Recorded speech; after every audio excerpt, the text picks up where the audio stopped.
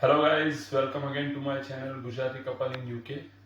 तो आज का वीडियो जो हमारा है वो इस बेसिस पे है कि जब हम यूके आने का प्लान कर रहे हैं तो हमें कितना कैश कैरी करना चाहिए।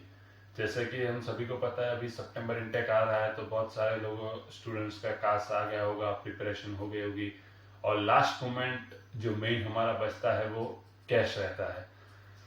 तो कैश कैरी करने का मैंने जो मेरा सिंपल सिनारियो है, जो थिंकिंग है वो मैंने 3 पार्ट में डिवाइड किया है कि हम जब यूके आते हैं एज अ स्टूडेंट तो 3 तरह से आते हैं। या तो हम एज अ सिंगल आते हैं, या तो विद डिपेंडेंट यानी कि पार्टनर के साथ आते हैं, और तीसरा है विद डिपेंडेंट विद चाइल्ड आते हैं। तो ये 3 सिनारियो से अलावा कोई और सिनारियो मुझे नहीं लगता है हो सकता है। अब मैं हर एक सिनारियो पे बात करूंगा। तो हम एज अ सिंगल स्टूडेंट आते हैं तो बेसिकली हम कम कैश कैरी करके आ सकते हैं क्योंकि हमें अपना खुद का ही सर्वाइवल करना है। लेकिन एज अ सिंगल स्टूडेंट आपको कितना कैरी करना चाहिए और कितना लेके आना चाहिए, ये बहुत सारे डाउट्स रहते हैं कि हमारा कितना एक्सपेंस होगा या क्या खर्चा रहेगा, हम वहां पे जाके क्या रहेगा।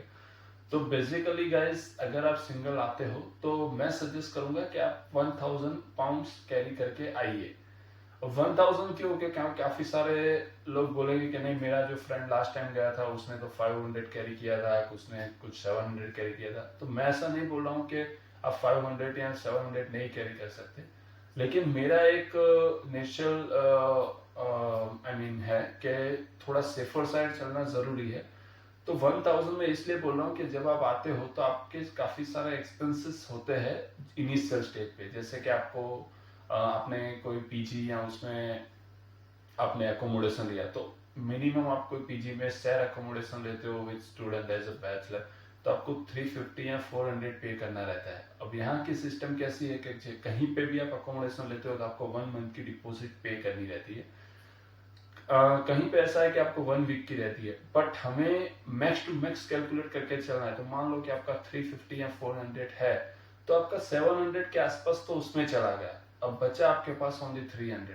तो उसमें आपको, जैसे कि आप नए नए होंगे तो आपको कॉलेज में जाना रहेगा, सॉरी यूनिवर्सिटी में जाना रहेगा, वहां से कुछ एंट्रोलमेंट प्रोसेस फिनिश करनी रहेगी, आपको कुछ शॉपिंग्स वगैरह करनी रहेगी यहाँ पे आके, जैसे कि ग्रोसरी या कुछ ऐसा है।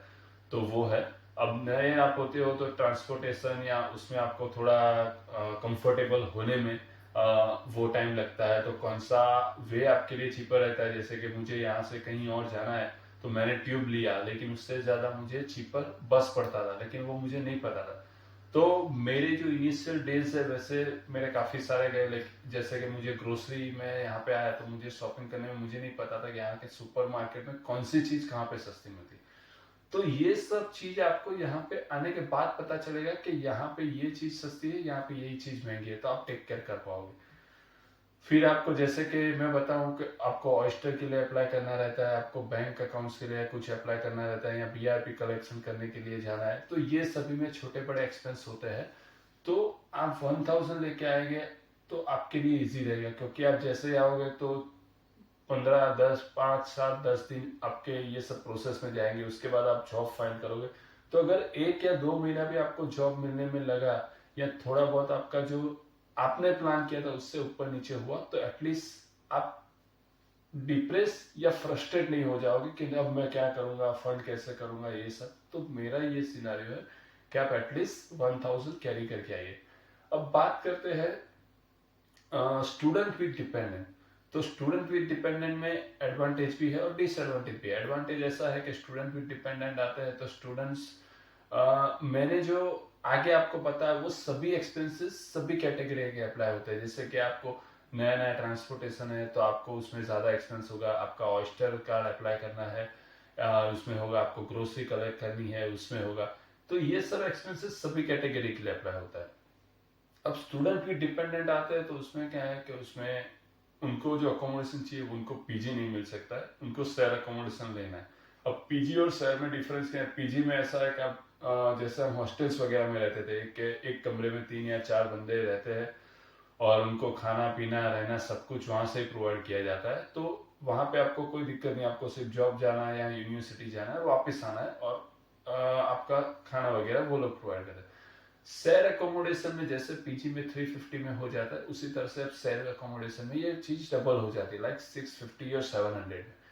तो एज अ कपल आप आते हो तो शेयर अकोमोडेशन में यही है कि आपका रेंट डबल हो गया। तो डेफिनेटली मैं आपको सजेस्ट करूंगा कि आप एज अ कपल आते हो तो आप 1500 से 2000 कैश कैरी करके आइए, क्योंकि अगर आपका अकोमोडेशन का गिने तो 650 या 700 हुआ तो 1 मंथ की डिपॉजिट और 1 मंथ का आपका रेंट, तो 1400 आपका उसमें होता है। अब शेयर अकोमोडेशन आपने लिया हुआ है तो साथ में शायद वो लोग फूड्स आपको प्रोवाइड ना करें, तो आपको ग्रोसरी वगैरह कलेक्ट करनी है कुछ, जैसे मैंने आगे बताया कि आपको travel expense, hostel, bank accounts, ये सब अप्लाई करने के लिए आपको जर्नी करनी रहेगी, आपको आना जाना रहेगा, फिर आपको यहाँ पे सेटल्स होने में थोड़ा टाइम लगेगा, तो आपका कहाँ पे ज़्यादा खर्चा हो रहा है कहाँ पे नहीं, वो नेगोशिएशन करने में टाइम लगेगा। क्योंकि मैं खुद आया था तो मुझे नहीं पता था कि मैं यहाँ पे इतना सेव कर सकता हूँ, जबकि मैंने उससे ज़्यादा स्पेंड किया। तो जैसे जैसे मेरा टाइम चलता गया वैसे वैसे मुझे पता चलता गया कि नहीं, मैं यहाँ से मान लो कि मिल्क ले रहा हूँ इस XYZ सुपर मार्केट से, उससे बेटर मुझे ABC सुपर मार्केट में चीपर रेट में मिल रहा है।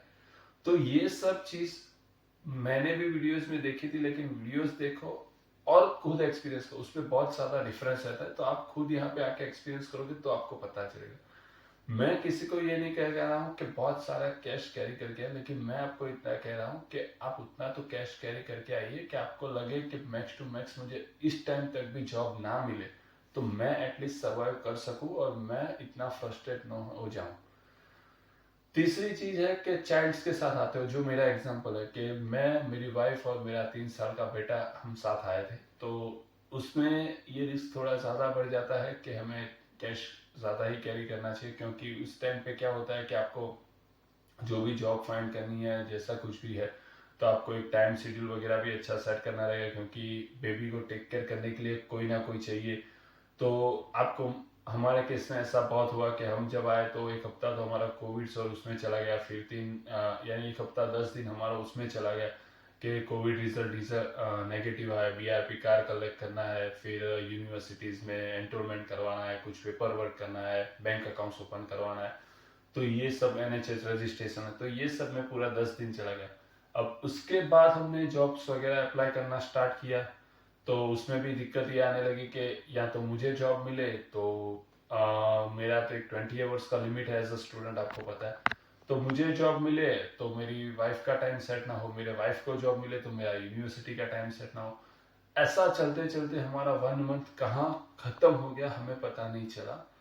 तो गाइस, ये मेरा जेन्युइन एग्जांपल है जो मैंने आपको बताया। तो एज अ चाइल्ड आप आते हो तो आप थोड़ा बहुत नेगोशिएशन, यानी कि एज अ हम बड़े हैं तो हम कहीं पे नेगोशिएशन कर सकते हैं, लेकिन वो सर्वाइवल छोटे बच्चे के लिए करना थोड़ा इम्प्रैक्टिकल और इम्पॉसिबल है, क्योंकि हमारे लिए वो सफर करें वो एक अच्छी बात नहीं है। तो जब भी आप चाइल्ड के, यानी कि आपके बच्चे के साथ आते हो, तो एटलीस्ट 2000 कैश मैं रिक्वेस्ट करूंगा कि आप कैरी करके आए। अब 1 मंथ मेरा हमारा खत्म हो गया, तो उसके बाद हमने एक जॉब मिली जहाँ पे हम दोनों का टाइम सेट हुआ, और फाइनली हमारा एक जो सेट किया था गोल वो धीरे धीरे चालू हुआ। तो इसी तरह से है गाइस कि आप ज्यादा कैश करके, मैंने जो बताया वो अमाउंट कैश कैरी करके आओगे और उसमें से बचेगा तो आपके लिए है। काफी सारे लोग बोलेंगे सर इतना ज्यादा कैश कैरी करके क्या करना है, हमें तो मिल ही जाएगी जॉब 1 हफ्ते में या 10 दिन में। तो गाइस, मैं डीमोटिवेट नहीं कर रहा हूँ कि आपको नहीं मिलेगी, आपको डेफिनेटली मिलेगी। मेरे अगले वीडियो में भी मैंने आपको बताया हुआ है कि जॉब मिलना यहाँ पे एक टास्क इम्पॉसिबल या इम्प्रैक्टिकल नहीं है, बहुत इजीली है, जस्ट आपको एफर्ट्स करना रहता है। बट अगर आप ज्यादा थोड़ा बहुत इनफ करके कैश कैरी करके आओगे तो आपके लिए ही अच्छा है। अगर सपोज मान लो कि मैंने जो बताया उस तरह से नहीं, उससे पहले आपका सब कुछ सेटल हो गया, तो वो आपके लिए एक सेविंग्स ही है। तो वो कहीं ना कहीं ऐसा तो नहीं है कि वो खर्च हो जाए, आपके साथ ही रहने वाला है वो कैश। तो आई होप गाइस मेरे तीनों सिनारियो आपको क्लियर हो गए होंगे। फिर भी आपको लगे कोई डाउट्स है, आप नेक्स्ट इनटेक में आ रहे हो, आपको कोई ऐसे क्वेश्चंस हो जो मेरे जितने भी वीडियोस मैंने बनाए उसमें कवर ना हुए हो, या आपको लगता है कि इसका भी एक डिटेल वीडियो होना चाहिए, तो प्लीज़ मुझे आप कमेंट सेक्शन में बताइए, मैं उस पर भी वीडियो बनाने का ट्राई करूँगा। Thank you again for watching my video. Take care, bye bye, see you.